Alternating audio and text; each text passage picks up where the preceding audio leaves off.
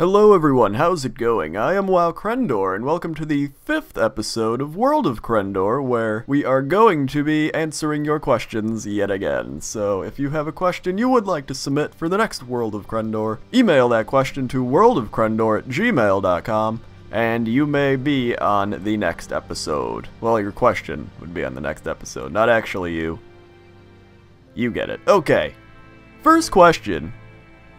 Hi there, Crendor. Do you feel that if World of Warcraft was to, in a lot of ways, go back to how things were in vanilla, that it would bring back the level of fun in the game, as people working harder longer to get a task done, making a sense of pride from real hard work? Kimtrick. The problem with people wanting to go back to vanilla is the game was built so much for, like, the hardcore player back then, because there was so much grinding, and there was leveling, and the quests were very grindy, and they took a lot of time, and it took forever to hit 60. When you hit 60, you had to go raid, and you had to find a 40-man guild, and there was like the good 40-man guilds and the bleh 40-man guilds. So you wanted to be in the good one, and there had to be 40 people on, and like half of them would be trying, and the other half wouldn't be.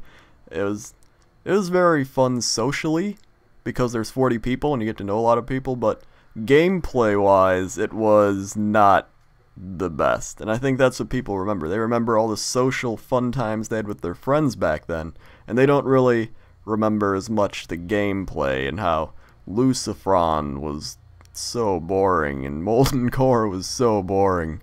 But I remember just wanting to go to Molten Core because I was like, oh, these people are going to be there and it'll be fun, and that's the main reason people remember vanilla. Isn't because of it's because of their friends. It's because of the social aspect of the game. And there was a lot more social aspects, since everyone's running around the world and it's more dynamic, and people were only on their servers, and there wasn't like cross-realm stuff, and you didn't even have like, everyone had to talk in trade chat to find groups even, because there's no looking for group thing or any of that. And I think that's kind of what people want. I think they want it to be more social, because that's what MMOs are supposed to be, and right now it's becoming less social, so you have to interact with less people, but that in essence is what an MMO is supposed to be, because it's a massive multiplayer online game. It's not like just an RPG like Diablo or something. So I think going back to vanilla in the social aspect might be good, or taking things that work from that, but going back to it altogether would be a bad idea, because the gameplay mechanics now in WoW are much more fun than they were back then. So they need to like mix together the social from back then and the gameplay from now, and just BAM! And that's what this next expansion will hopefully be! Next question. Hello Crendor, I was wondering what your thoughts are about Blizzard pushing a new expansion so quickly. Cataclysm hasn't been out for that long, and they are already talking about the last patch that will introduce the Deathwing raid, and their plans for releasing a new expansion not long after. I personally think they want to get out of Cataclysm to regain some lost subscribers, and maybe make the game more fun to play. I can't talk today. I was just wondering what your thoughts are about this, and if you think it's a good idea. The Fallen Legend. Well, I think for this expansion, it's a good idea. Maybe not the other expansions, but I think it's a good idea for this one, and let me tell you why. So, the previous expansions were all new content, and for this expansion, they were like, oh, this is the biggest expansion to date, we're like doing so much. But the problem is that even though has the most content, a lot of that content is just painting over old content. So they may have spent a long time revamping Stone Talon Mountains, but how many level 85 people that don't want to level alts are going to see the Stone Talon Mountains? Not many, because they don't care. They don't want to go back to the Stone Talon Mountains, even if it is revamped, because they're already level 85. So part of the problem is that they took the old car.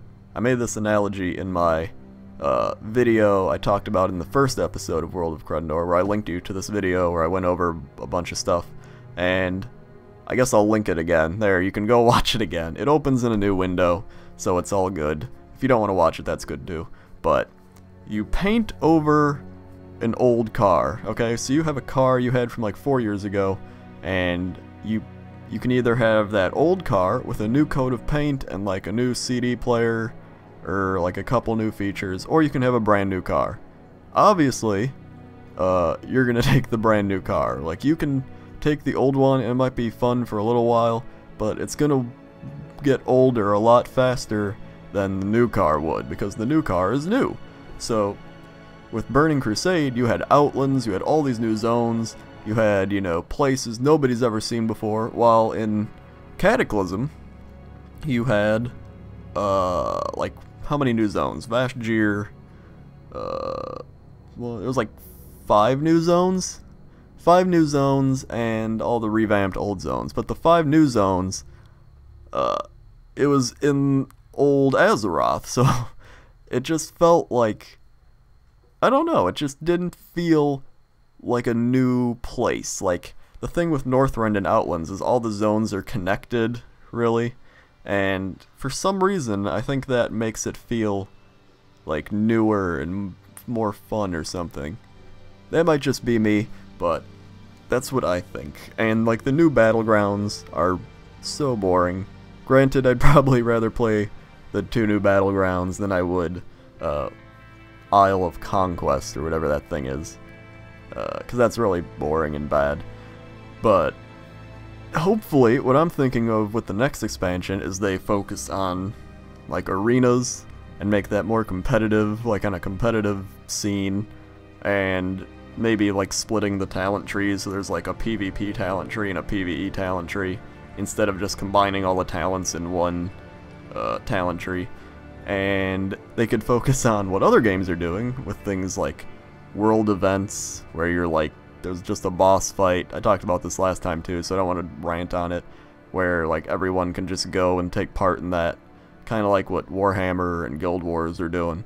So they just need to add more dynamic things to the game, as well as a whole new environment instead of revamping the old content. But granted, the stuff did have to get revamped. There was a lot of old, boring stuff from like vanilla that nobody really wanted to do anymore, so I think they knew they had to do it, but they didn't really want to because of this exact reason, where everyone's just like, I've already did all this before, so why do I care? Or things like Blackwing, or like ZG being reused. Like, I did ZG once, and I was just kind of like, I did this already, like 800 times in vanilla. So why do I want to do ZG again with just like some slightly tweaked things? Like, and you have to grind it out too if you really want gear. So, I don't know. I really just think it's the old car with a new coat of paint, and we need a new car. We need a new car, Blizzard. We need a new car. If you say it twice at the end, it makes it sound more like awesome. You just gotta be like a Twinkie. Like a Twinkie. Now for the LOL question. Hello, Crendor. I'm relatively new to League of Legends and only just started ranked matches about a month ago.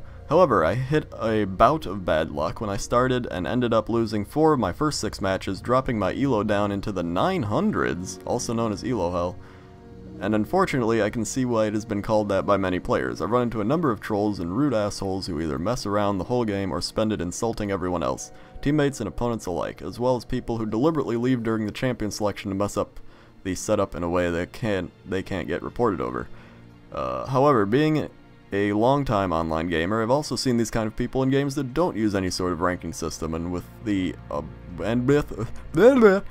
about the same frequency. It's hard to tell for certain whether that's just the norm for low rank matches or if it's really just because low elo is where they all end up gathering. What are your thoughts on elo hell, whether it exists or not, how much of an impact it actually has on low elo games, etc. Zon. Well, I don't know how you dropped to the 900s from losing 4 games, because I thought it starts you at 1350, and then if you lose like 4 out of 6 games, you'd probably go down to like the 1200, like maybe like 1250 or so. Like, I don't think you'd go that far. You'd have to lose a lot of games to get to the 900s, because I've been to, I think the lowest rating I've been is like 1160, and the highest rating I've been is 1450, and right now I'm at like 1370 or something. And so I've played around the rankings or whatever. I played with my 1600 ranked friend, and I would probably say I'm ranked in the 1500s, because there's a lot of, you play with like high 1600 people when you play there, and they're they have good knowledge of the game, and that's when it starts to get a little bit harder. I would probably say if you're really competitive at the game, it'd probably be in the high, like 1800s to 2000s. That's where the like real good people are. But as for elo hell, I would say there is one that exists, and that I would if you go below 1,000, I think that would be really bad. But granted, I would think you would just play like pub stompers to get out of it. Like if you wanted to just play Mordekaiser, I would play Mordekaiser until you got out of elo hell, because I play games with my like low rated friends all the time, and I just go Mordekaiser, and I don't think I think in the last 5 games I've played Mordekaiser, I've went like 107 or something. Like, it's ridiculous how badly he just destroys people. I remember last game I played with my friend, I was like 8-1-2 as Mordekaiser with like 300 CS, and I could like 4v1 people. Like, people just don't know how to deal with him, and they let him farm. And so I think you should play like pub stompers when you're getting that low, or like champions you know can like do a lot of, you know, damage, maybe like Brand or something. So, or because people always say like, oh, you gotta pick for your team, but I think that doesn't really matter as much if you're like that low, because people aren't really gonna care about their team comp when you're in the 900s. So I would say do that until you start getting back to where people are like, hey, what can we do for our team? Unless you don't get people like that, because there are people at like Autolock, Tryndamere, or whatever. I don't know, you just gotta deal with them. As for people being douchebags, I think I've been trying to be positive. I would say the majority of the time I play now, I just try to be positive. I'll like ignore the enemy, and I'll just be like, hey, good job, or we can still win, or whatever. Even if there's a negative person, I'll usually just ignore them if they're really negative. Very rarely now do I yell at people. Granted, it still happens where I rage, but I just try to be positive. And usually if you try to stay positive, that makes everyone happy, and you usually have a better chance of winning. So just stay positive, and if you have a negative person, ignore them. And those are my tips for you. And the final question, just a quick question for your random section. I'm not sure if you've covered this, but Diablo 3 was announced to have an auction system involving real-life money, so that you can buy and sell items you find in the game for real money. I'm not sure if I love the concept or not, but hey, free money for not having a life might be cool. What do you think about this real-life money auction house Blizzard is implementing in Diablo 3? Thanks. Daldarren. So yes, I have heard about the real-life auction house, and I think it's a pretty good idea, because I think what they're trying to do is cut down on gold farmers. And by doing so, because people are going to spend money on gold from gold farmers to try and buy items. But now, since you can buy stuff with real money, you're like, oh, well, I don't have to go through a gold farmer or something sketchy then. I could just pay real money and get my item right away. So that's what they're trying to do with that. And you can also sell items to make real life money.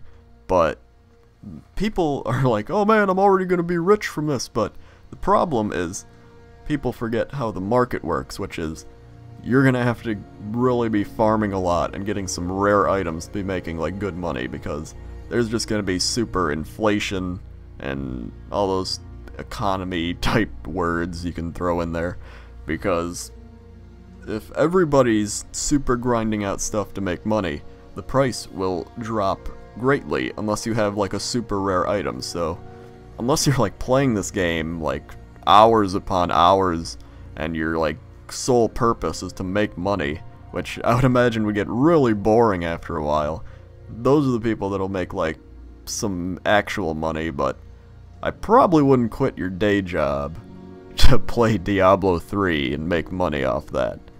But aside from that, I think it's a great idea, because Blizzard is trying to cut down on gold farmers, which is always a good thing, because they tend to make the game less fun. Anyway, that's it for World of Crendor episode 5. If you enjoyed this World of Crendor episode, you could like the video. That's all I really care that you do, because it lets me know that you are liking my videos, and it makes me happy. And if you want to submit a question, you can submit questions to worldofcrendor@gmail.com, and I do one of these every Friday, so your question might be answered next, okay? Okay. See ya!